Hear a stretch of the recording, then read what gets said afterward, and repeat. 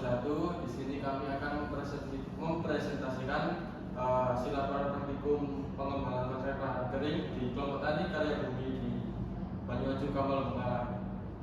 Sebelumnya perkenalkan anggota kami terlebih dahulu. Saya sendiri Abu Basar Al-Bandika, NIM 113. Saya Indi Febrianti dengan NIM 081. Saya Indah Safira dengan NIM 073. Saya Anita dengan NIM akhiran 069. Saya Alfida dengan NIM 061. Kemudian lanjut untuk gambar umum dari kelompok tani karya bumi. Kelompok tani karya bumi ini merupakan sebuah organisasi yang dibentuk oleh para petani di Desa Banyuwangi yang diketuai oleh Bapak Mulyadi. Dibentuk dengan tujuan untuk meningkatkan kesejahteraan anggotanya. Kelompok tani ini berfokus pada pengelolaan pertanian yang berkelanjutan serta peningkatan kualitas hasil pertanian. Dengan mengedepankan prinsip gotong royong, kelompok tani ini menjadi contoh nyata kolaborasi antara petani untuk mencapai hasil yang Yang selanjutnya ada identifikasi kerentanan. Yang pertama yaitu tantangan untuk perubahan cuaca yang ekstrim dan fluktuasi harga komoditas.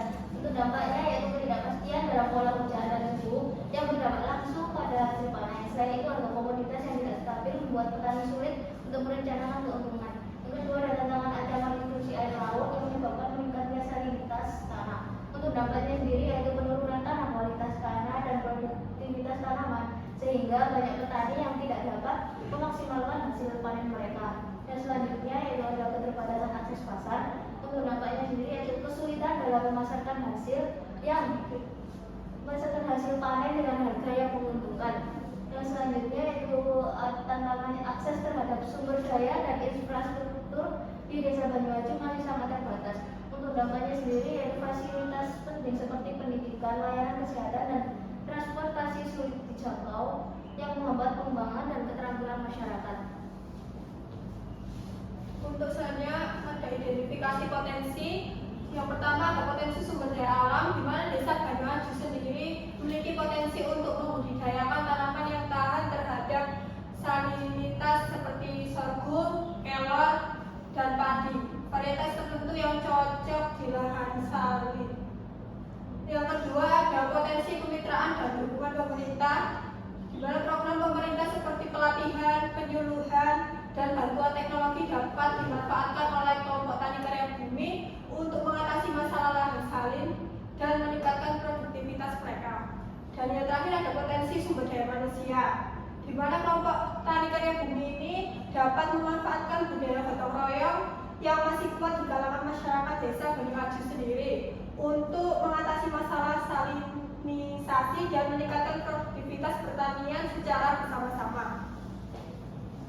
Untuk selanjutnya yaitu mengenai program usulannya dengan latar belakangnya yaitu Desa Banyuwangi mengalami permasalahan dengan lahan pertanian yang terkena intrusi air laut yang mengakibatkan peningkatan salinitas tanah.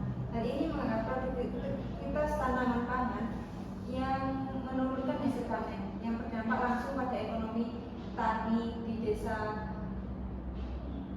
tersebut.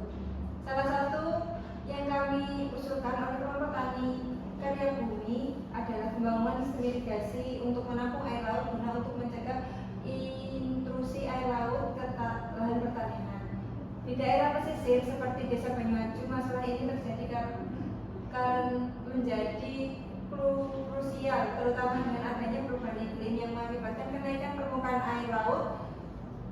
Dengan adanya irigasi yang baik, diharapkan lahan pertanian dapat terjaga dari dampak negatif air laut.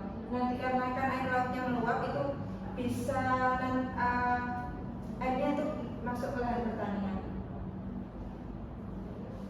Yang selanjutnya yaitu indikator keberhasilan program.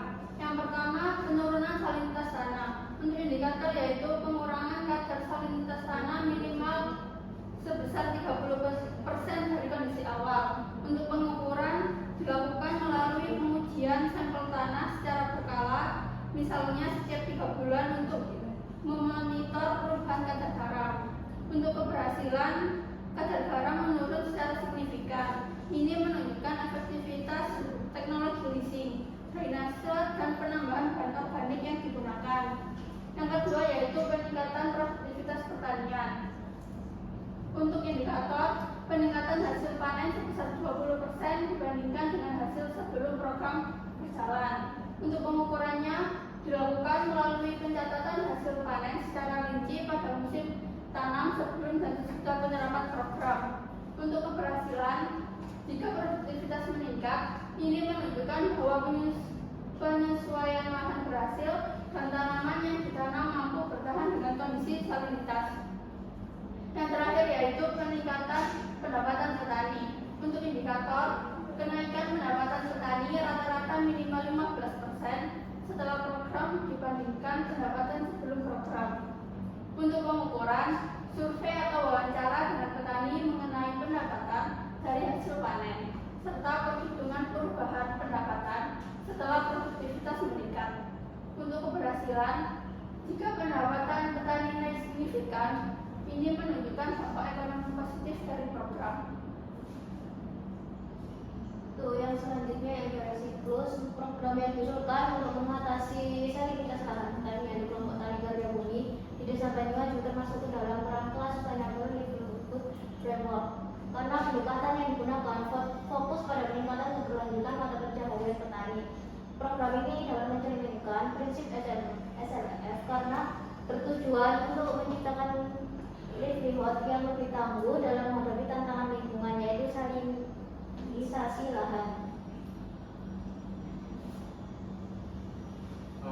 Dari presentasi teman-teman tadi, untuk penutupnya kelompok tani karya bumi mengalami kerentanan signifikan akibat perubahan iklim, intrusi air laut, dan fluktuasi harga komoditas yang berdampak pada keberlangsungan usaha pertanian mereka.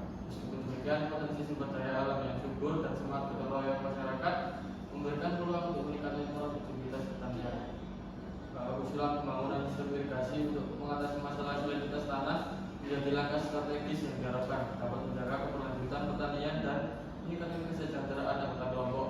Dengan pendekatan yang tepat, kelompok tani karya bumi berpotensi menjadi contoh dalam pengelolaan sumber daya alam yang berkelanjutan dan adaptif serta terhadap perubahan iklim.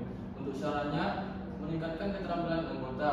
Diharapkan agar kelompok tani karya bumi rutin mengikuti pelatihan tentang teknik pertanian modern dan berkelanjutan agar program irigasi dapat dilaksanakan dengan sukses.